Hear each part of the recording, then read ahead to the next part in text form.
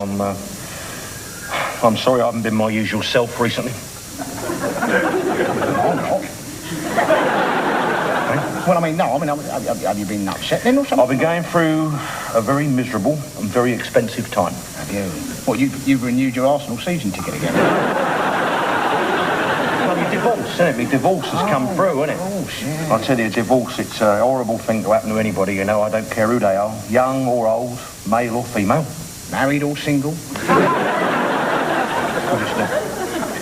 It's the kids I feel sorriest for. Yeah, me too. It's terrible. I mean, they shouldn't let them get married in the first place. See, I mean, I think that was really the problem with me and Cheryl. Was it really? Yeah, you see, I mean, look, she always wanted kids, didn't she? And, you know, I always wanted...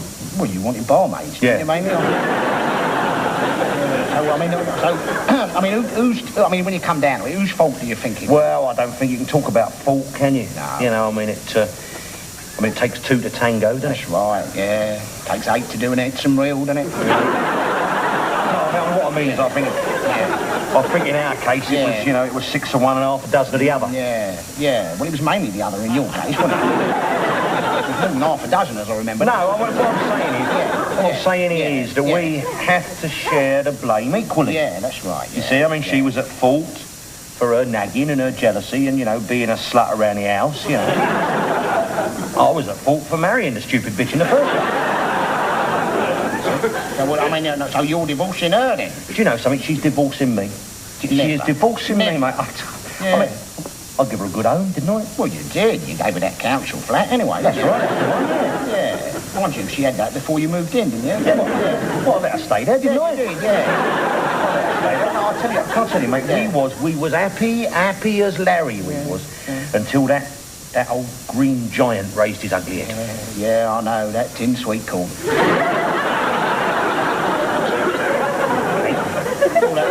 Well, that's the jolly green giant what brings the old... No, I'm not talking about tin sweet corn, am I?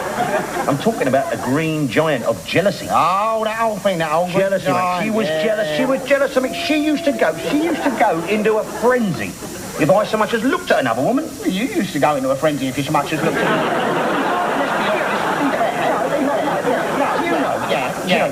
She was jealous of me and Nellie. Not Smelly Nellie. Blackbird down the anchor. She wasn't jealous of her. She was. Her mum. She was jealous of her. She was jealous of her. Your Aunt Madge? Auntie Madge. I kid you not, mate. And those are just the ones I did have it off with.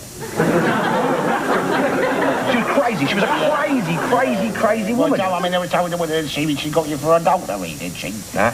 Mental cruelty, she called it. Oh, well, that was after you kicked her head in, was it? Yeah. I shouldn't have done that, but you see, I think that any man would have done that if he had found himself in my position. What, pissed out your head? Yeah. Exactly. Did you ever think of going down that old marriage guide? What, a marriage guide? Well, we did talk about it. We discussed it, but she wanted to go to the one in Tottenham. I wanted to go to one in Peckham. We just had a row about it, so decided we wouldn't bother in there. There was no bloody point, really. You look at my Auntie Gertie and my Uncle Sedley. They had a terrible time. They went through a very, very sticky Did they? Oh, yeah. Because that was at it, hammer and sickle, and it was big. And then they went down a marriage guidance council. Oh, yeah, he was good, was he? He was a kind and a sensitive man, and he had lots of intelligent things and advice. Oh, so what happened? Well, my Auntie Gert ran off with him.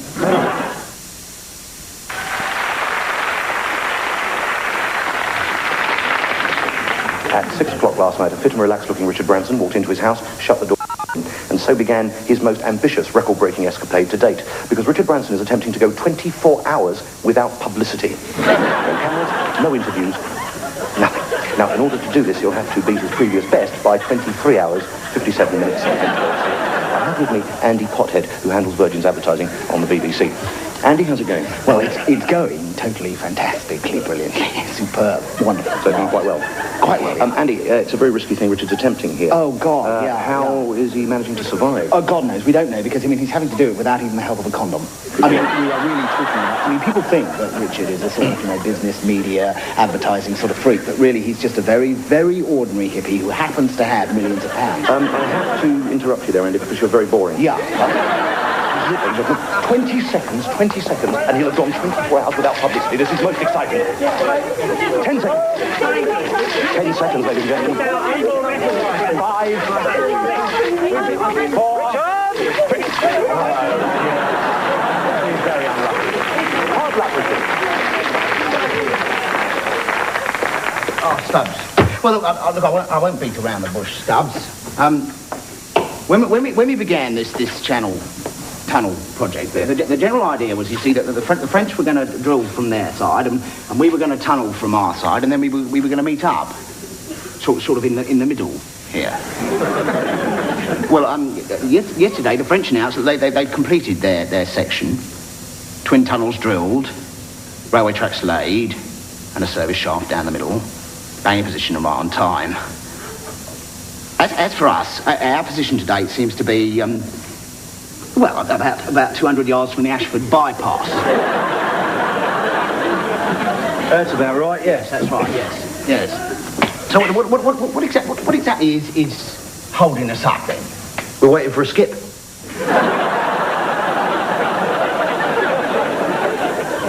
A skip? Well, yeah, and of course the men are in the middle of another job at the moment.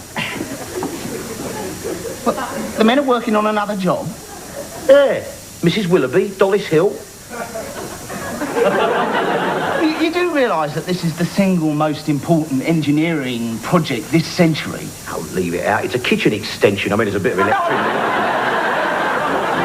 From the Music Center of Los Angeles County, welcome to the 59th Annual Academy Award.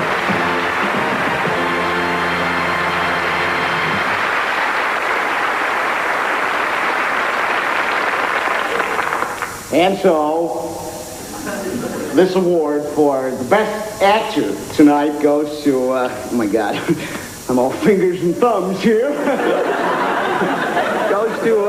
goes to John Morley for his performance as A.B. Rudder in Conrad Turner's Fathers.